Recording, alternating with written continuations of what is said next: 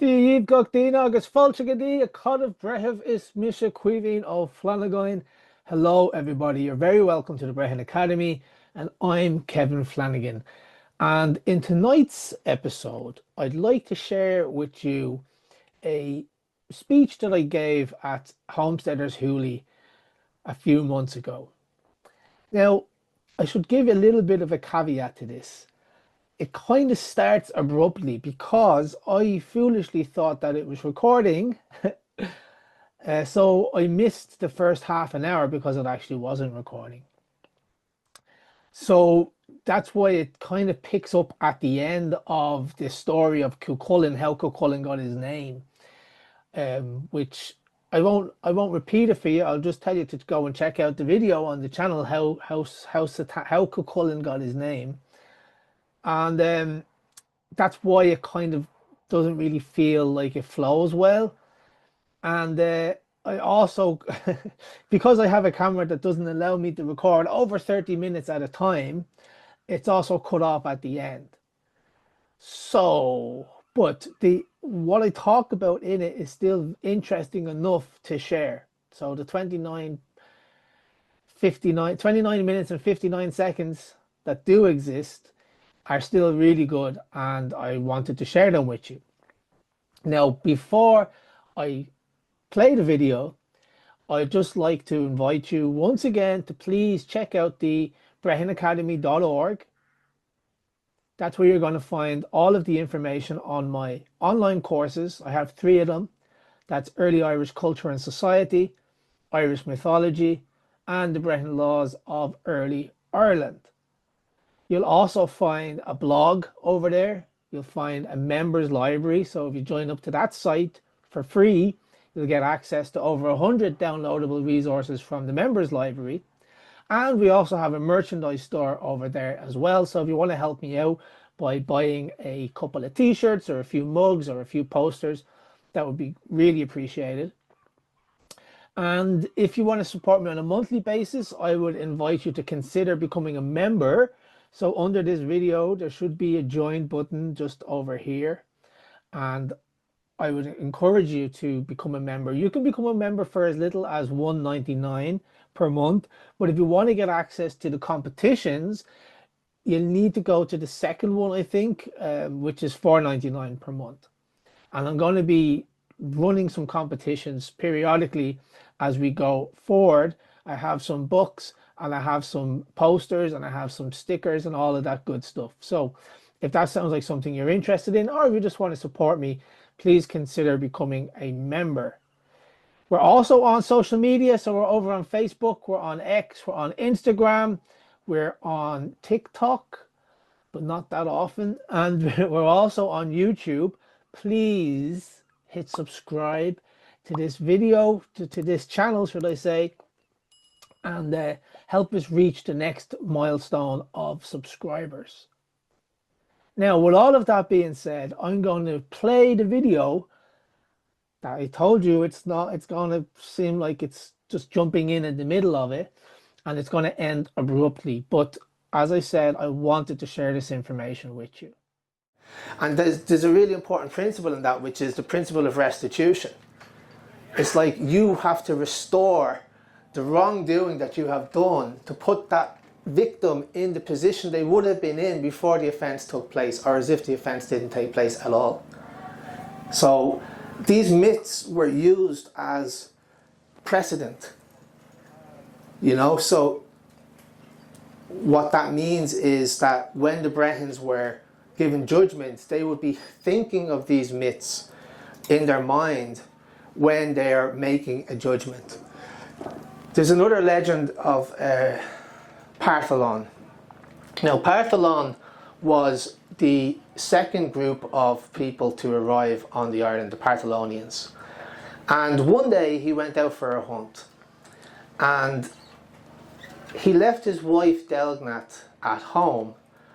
And 𝗬𝗏𝗺, you know, when the cat's away, the mice will play. She slept with one of their servants. I think the servant's name was 𝗃𝗺. And to add insult to the injury, they drank out of 𝗵𝗵's special cup. So when 𝗵𝗺 came home after a long hunt, he sat at the table, he ate his food, and then he drank from this cup, and as soon as the cup touched his lips, he knew about the infidelity that had taken place. And in a fit of rage, he got up and he killed the dog. He didn't hit the wife and he didn't hit the servant, but he killed the dog. And this is how it's written in the 𝗃𝗺𝗺𝗀𝗃, that with very noble judgment, the first judgment in Ireland is that it's the right of the wife to recover against her husband. And you might be thinking, well, of course, because we're living in the modern age, but that wasn't the norm in other societies back then. And this is very, very old. This was like in the pre-myth. This is before the 𝗃𝗺𝗺𝗀𝗃. So 𝗵𝗺 lost the case, and he had to give something of value to his wife Dealgnat, and he gave her an island, and she named that island after the dog, 𝗰𝗵𝗵, and that's up in Donegal still to this day. And if you go to 𝗰𝗵𝗵 or to the lake that it's in, you'll see a little plaque, and it will tell you the story that I've just told you. So the myths, the mythology, they were there to teach us.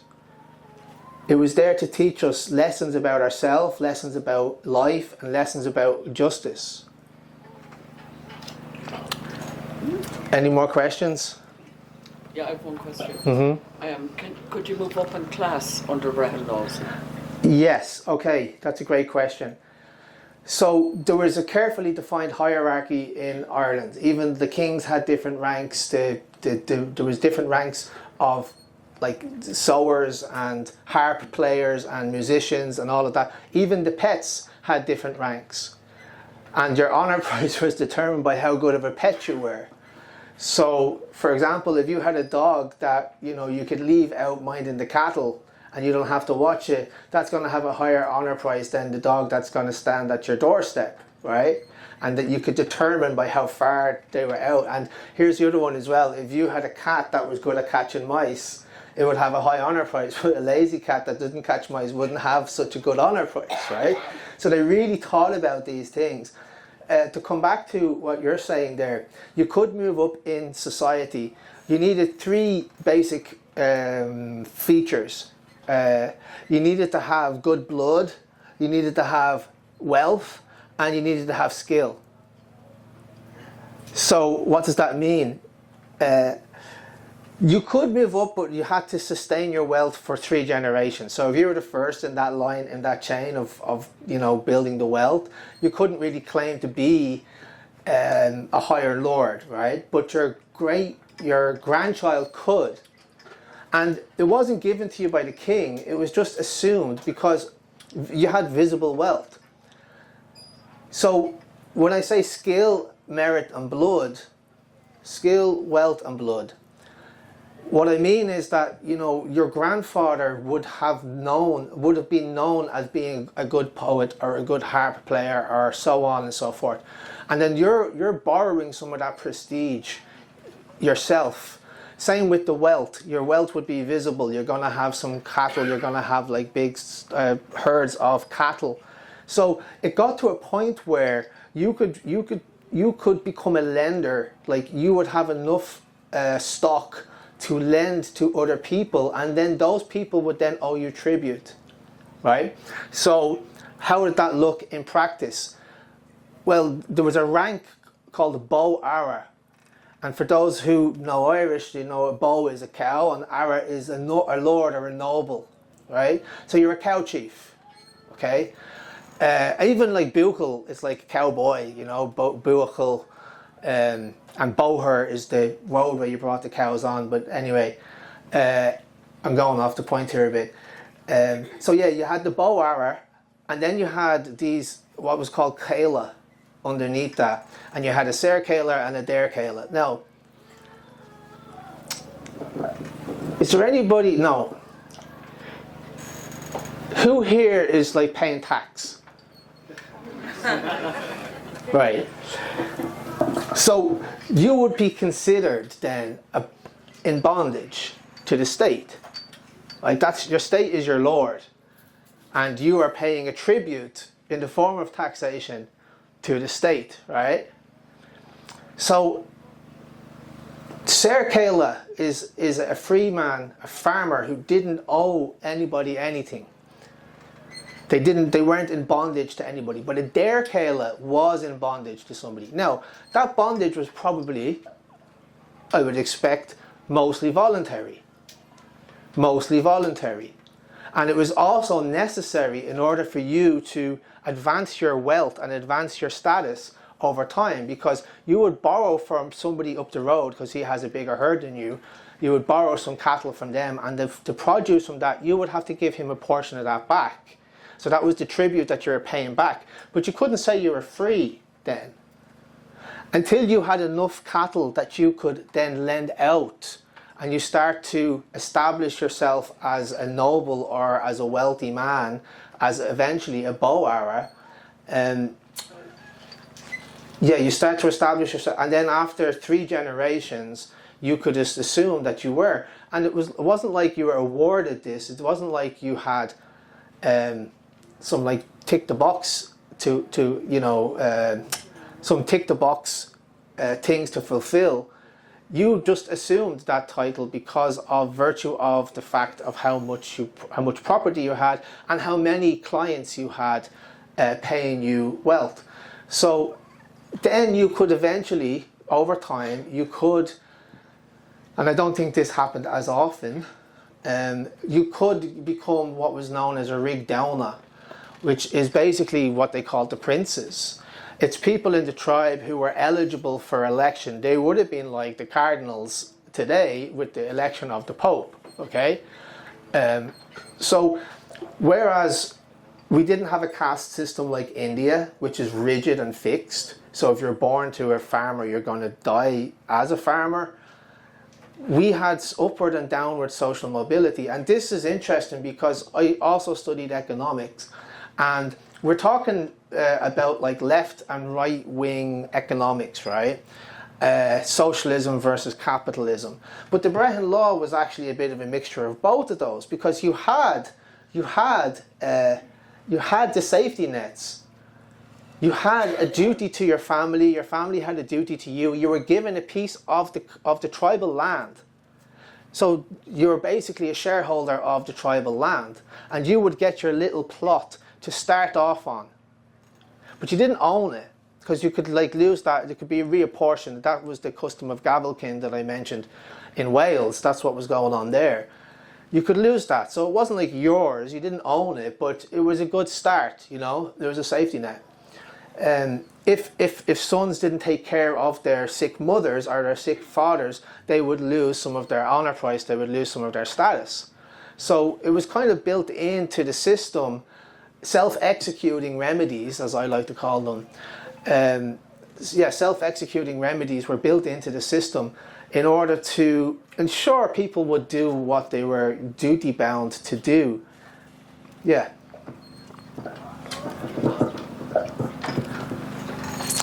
Yes. You were saying there that 𝗃𝗺 lent out cattle to the man, right? Yeah. Now, the man he lends the cattle out, assuming he has to pay the tribute in the form of butter or milk, yeah, or calves. How does a man move up in the rank when he has when he's of a lower rank than 𝗃𝗺 and he's taking he's renting animals off the other land? Yeah.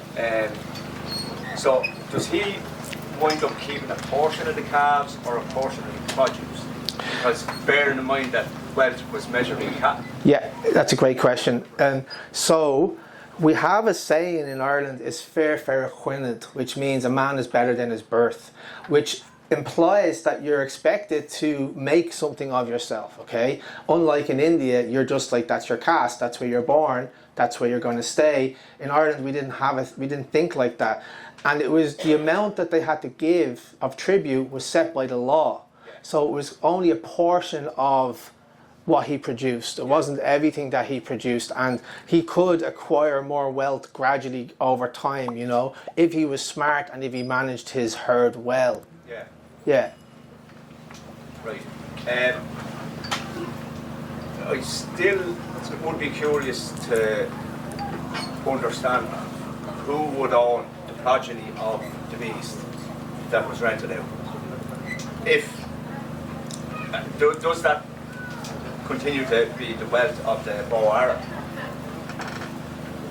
No, I don't think so. I think it was just, So it was just. owning calves, a certain number of calves belonging to another man's cow. I don't understand what you're asking. Right, so you take cattle that essentially they belong to, say you were a 𝗺𝗺𝗀 and Yeah. so I take cattle off you, those cattle remain your property. Is that where it works? No, no. No. So No, only the produce. only the produce Exactly. is your property. A portion of what you produce, I have a claim over it, yeah. So who owns the cattle then? Who owns the actual beasts? You would own it. I would own the beast, Yeah. and you would be the man who would provide me with the beast. Oh, you're talking about if they actually borrowed cattle. Yeah. It would remain with it would be the property of the 𝗺𝗺𝗀. Yeah, so Yeah. therefore the progeny of that property would be retained by the 𝗺𝗺𝗀, Yes.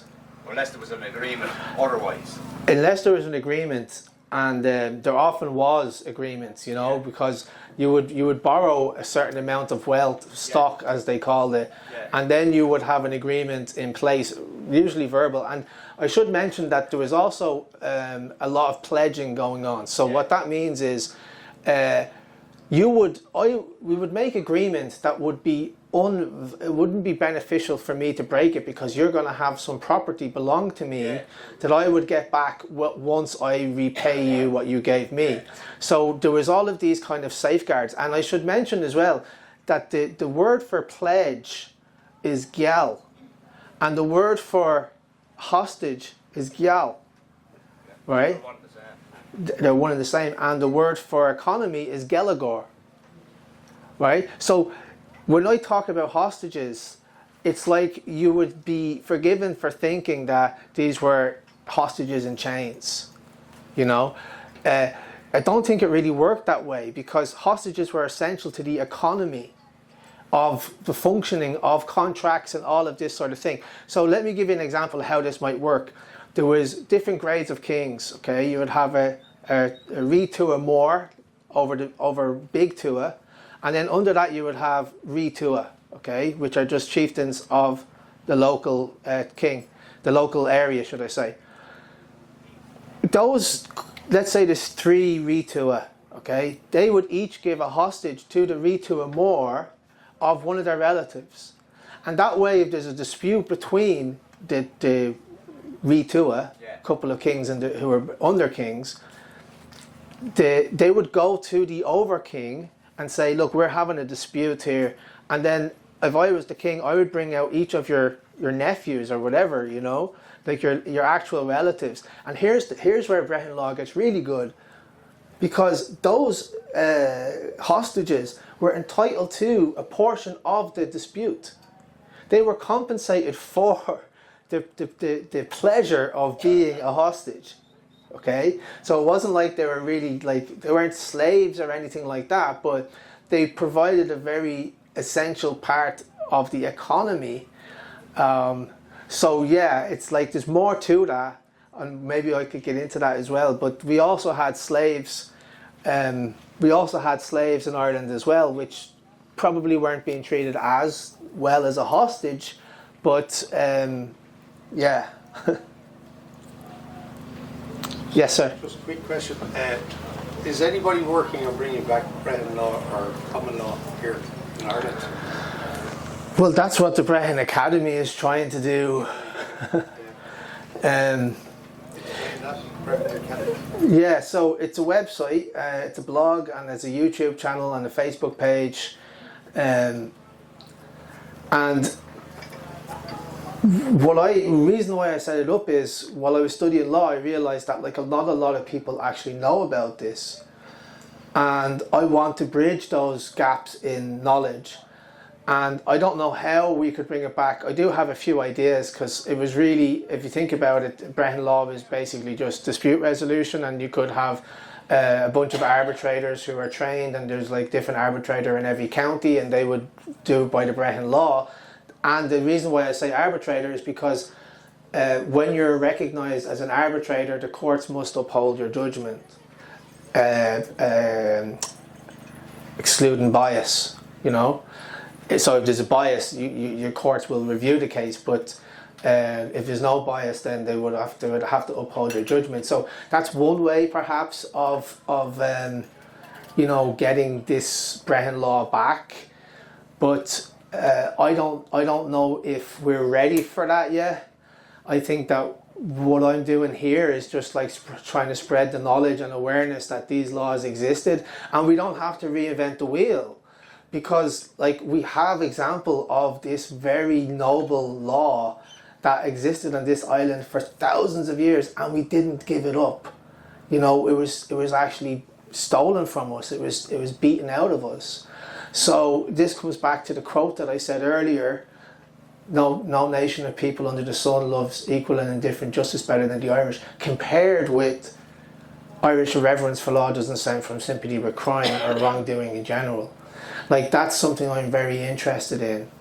Like, how did we go from A to Z? How did we go from these people love justice to the Irish irreverence for law, the disrespect that they have for law doesn't stem from sympathy with crime or wrongdoing in general. So if you're interested, you can, you know, check out that website. I also have like regular YouTube videos going up. I'm trying to put them up every week. And somebody asked me, where did I get this shirt? This is actually the logo for the Brehon Academy, and you might recognize it from Newgrange, but I've just like altered it to make it look like a bee. And you can buy this on my website as well. Like, I have an online store, and you can buy this, and you can buy other posters and mugs and that sort of thing. So yeah. Ask you were talking about property there, like cows. What about property below your title? Yeah, so you're talking about land ownership here. There was 5 different ways that land could be held, and most of the way it was held was common land. So it was held as common. It was only like, so okay, there was land set aside for the chieftain and the Taoiseach. That was like mensal land, so he could like maintain his stock and his cattle and all of that. There was land that eventually became inheritable through long time ownership, and it was usually the nobles that had that. And then the land that was for the commoners, let's say, was common land. So this was part of the reason why we didn't get along well with the British, because Irish people understood that you can't really own land, you know. And I had a talk with David Friedman, who's a famous economist. I shared the stage with him, and when I said that, he laughed, because he doesn't think like that. But I think like that, and it's like, how can you say you own this plot of land? You're only here for a certain amount of time, and then you pass it on to whoever comes next, right? And that's why I think what fee simple is. It's like you have. I studied property law as well, and they say you can't really own land. You have title to land, but it's not like the physical land. It's the time that you have exclusive use, the right to exclusively use it. So if you rent somewhere, or if you like buy somewhere, that's why you have leases of like 99 years and, you know, these sorts of things. It's because it's the time that you're paying for. It's not actually the land. Now, I know that might be a bit confusing, or it mightn't, like, you know, sound logical, but law isn't very logical when you get down to it. Now, I don't know, I'm not a legal person, but I thought the 99-year lease was more to do with maybe businesses or the property in England. Yeah, can you... Like if you have your own house, say for example, Yeah. you have it outright, and as far as the law is concerned, I think you own the house, but the government owns the land that it's built on. Yes. But if you have a allodial title, then can you talk a bit about that? Well, how did you get a allodial title? Because when you pay off your bank loan, your mortgage, which incidentally means death grip, Yeah. right? You don't walk away with the title. You walk away with the deeds, and that's not the same as title. And that's why the government can still do compulsory purchase, and they have the 4 powers of government, which includes taxation, escheatment, eminent domain, and I can't remember the 4th one. But isn't that if you're a person, if you're a living man or a living woman, can't you claim allodial title then? You can try, but I'm not. I mean, I know what you're talking about, and you know, I don't really feel comfortable talking about that up here with a mic in my hand.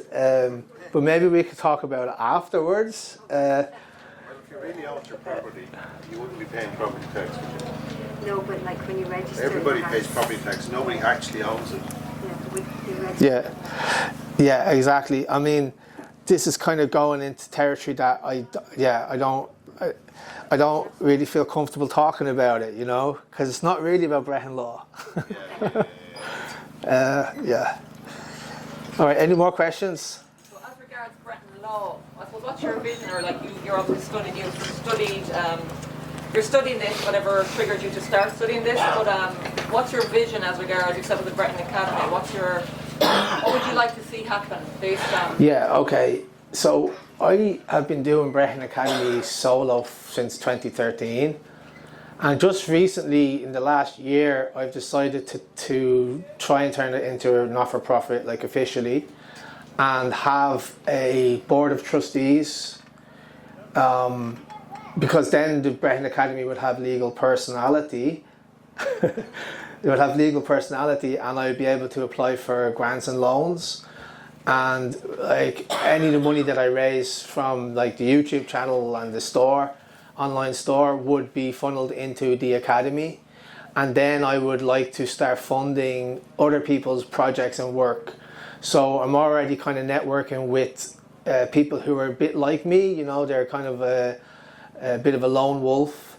We already have somebody who joined the board recently, 𝗵𝗵𝗶𝘀, and we did an interview with him the other night, and it went out on Thursday night. He's very into like the bloodlines of Ireland and the royal bloodlines. So my vision would be really just that everybody on the street knows what Brehon law is, and they can talk about it like I just have now. Even though I don't think I did it justice, that's what my vision would be. And in the long term, I would like to explore having this like arbitrator in every county sort of thing. And I probably, if I want that to work, I would probably have to fund their education, which means, you know, sending them over to the UK, because that's the only place there's a Chartered Institute of Arbitrators. Get them to pass the exam, be officially recognised as an arbitrator, and then they can come back and start like adjudicating from the Brehon perspective. That seems like a long way away now. So yeah. How do you sell it to people like on the street? Or no, you're not selling it to people on the street, but like, if you, I suppose, why should it interest people? I would say it should interest people because it's their history and it's part of who we are as a people, and we've forgotten that. And beyond that, it's like it's in our blood, you know, it's in our heart, and for that reason alone, we should, you know, try to respect it and, you know, give it more recognition.